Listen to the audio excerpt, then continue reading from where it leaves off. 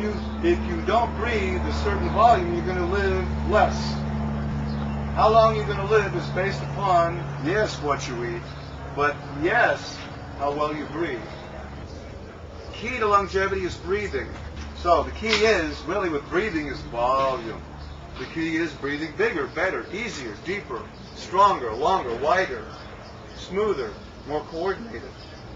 Posture is indispensable to breathing. This doesn't work. And I'll tell you, your breathing is the first place you want to go when you're talking about releasing, because it does really control your nervous system.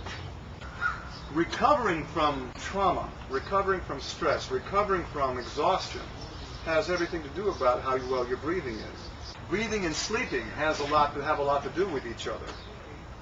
The way you train yourself to breathe during the day is going to impact you while you're sleeping. So if you're breathing incorrectly, you're not going to sleep correctly.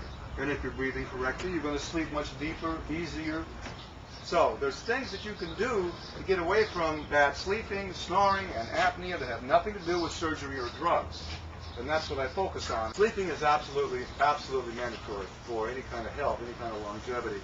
That the avoidance of cancer certainly relates to better breathing. Otto Warburg got the 1931 Nobel Prize for proving that cancer is anaerobic. It does not survive at high concentrations of oxygen. Germs, bacteria, viruses are also anaerobic. They don't survive in a high concentration of oxygen.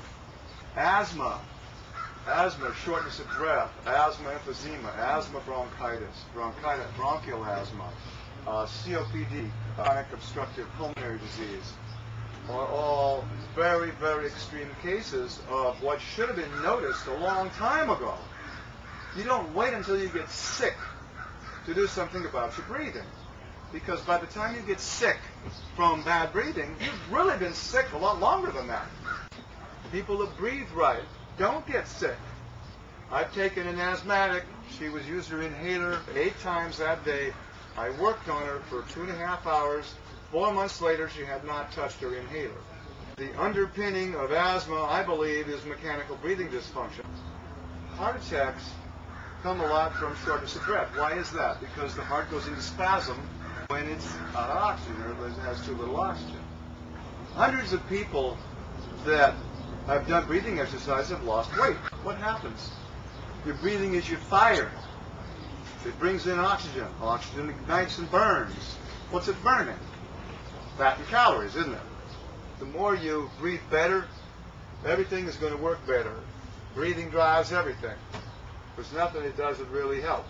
So I focus on just developing breathing, just developing healthy, natural breathing. What is that? Why is that important? And how is it that 80%, at least Andrew Weil says 80% of the people in the country don't breathe right?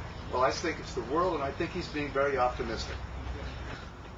We need to understand what is optimal breathing. What does it sound like? What does it feel like? What does it look like? I just want to encourage all of you to look into it.